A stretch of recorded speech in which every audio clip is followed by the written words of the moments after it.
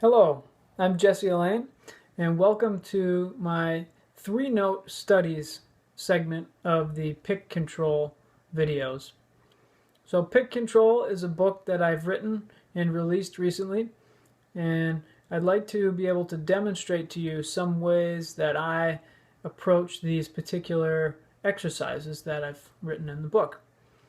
So in the 3-note series of exercises, you'll find the rhythms are particularly difficult in certain places, more so than they would have been with the same rhythm in the single note or 2-note exercise section. When you get into playing 3 notes, you can definitely have some issues with your pick starting to what I call catch the strings.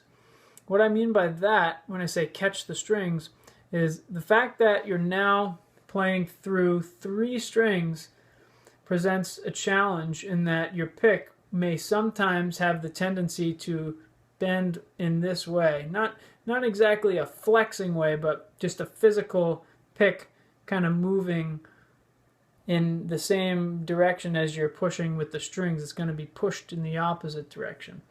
So I want you to really focus on keeping the pick as straight as possible against the strings. In other words, don't let the pick fold back towards you as you play. So with these exercises, just as with the other exercises, you can do a lot of fun things to make them very applicable to your music. So there's tons of rhythms, honestly, in this book that you can use. I'm going to show you a simple repeated vamp type chord progression that I like to use to do some of these exercises.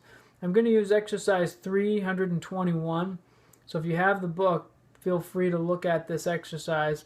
It's a 16th note, 2/16 followed by a single eighth on beat 1.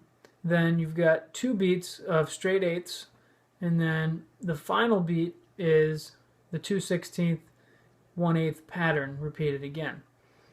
So I would set your metronome or drum machine to 100 beats per minute. This is the in the middle tempo between the 80 and 120 mark that we like to use for these videos to show you that it's not all the way slow, not all the way fast. Now this particular sound that you're going to hear, I'm sure will be instantly recognizable in terms of both rhythm and chord progression that I'm going to show you. Now I'm showing you all these different chord progressions and all these different patterns because I want you to realize that these exercises are more than just rote memorization or kind of blindly playing through exercises. These are musically applicable figures that you can play. Although they're short, they're very useful. And this particular one I think you're going to find interesting. So on to this 3-note segment where we're now playing full triad chords. Before, with our 2-note exercises, we weren't reaching that level of full-fledged chord playing, at least in terms of how classical theorists would describe. So let's set the metronome at 100 beats per minute. And I'm going to show you this particular pattern.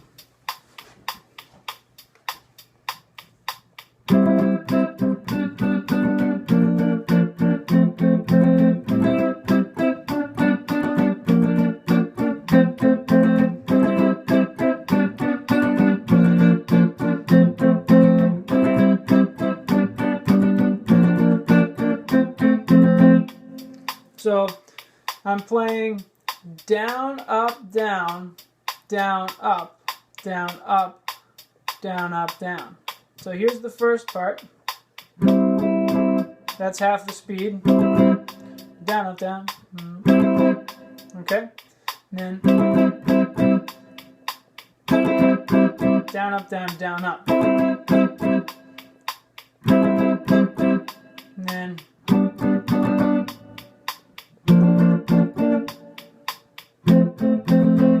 so ready?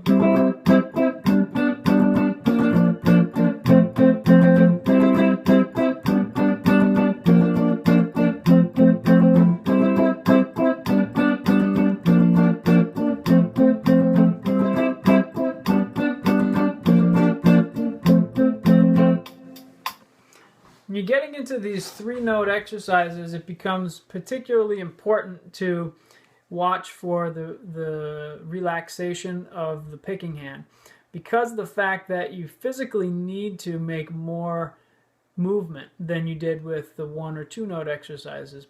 The 3-note exercises, regardless of what group of strings you're using, you could be using 3-2-1, 4-3-2, 5-4-3, or even 6-5-4. You're still going to need to make more physical movement than you did before. It's just inevitable. As much as I discuss microdexterity, I also realize that physical movement needs to take place. So don't think that you're going to make the same amount of movement for a single note exercise that you do for a 3-note, or 4-note, 5-note, 6-note. It's going to change. That's okay. But I want you to be aware of the amount of tension, or hopefully the lack thereof, that is in your hand, wrist, arm, shoulder, so on, and be aware of that. Now, as far as the chords I'm playing a C major triad. That's actually an inversion. It's what we call a 6-4 inversion. So the 5th is on the bottom. Now, we then play a G major triad, and then we play a B flat major, that's 6-4 inversion, and then an F major chord triad, all triads. But I'm playing this by barring the 5th fret of the 4th, 3rd, and 2nd strings. So this is the string group 4-3-2, obviously. So playing the G, C, E, playing the G, B, D, playing the F, B flat, D, and then F, A, C. So this is a good progression to practice because it will give you a good sense of what we call voice leading.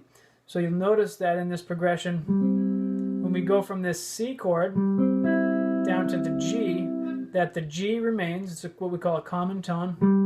Then the C moves down only a half step, and then the E moves down a whole step. So it's a smooth transition. And then here, so this, our G is going to go down a whole step. Our B goes down a half step to the B flat, and then our D remains. And then with our F chord, we're going to remain on the F with a different finger now. Our B flat is lowered by a half step, and our D is lowered by a whole step. So you can see it's a very smoothly voice-led progression. That's just one example. There's an infinite number of examples you could do. You could create chord progressions that go further than just the single figure. So you could play that whole idea. You could start it on a G, do a D, you could do an F, a C, an E flat, B flat, D flat, A flat, B, F sharp. You can do B flat, F, and then go all the way up to the top again. That's just one simple example that you can easily apply to a musical situation. And then of course you have other groups of strings that you can do. So I'm doing that same thing, but now on group of strings 3, 2, 1. So I'm doing a G triad here, then a D triad. So this is a G, B, D chord, then an F sharp, A, D, then a F, A, C, E, G, C, E flat, G, B flat, D, F, B flat, so on and so forth. You can do these all day long. You could probably spend a week playing the same exact exercise rhythmically with varying different chord progressions.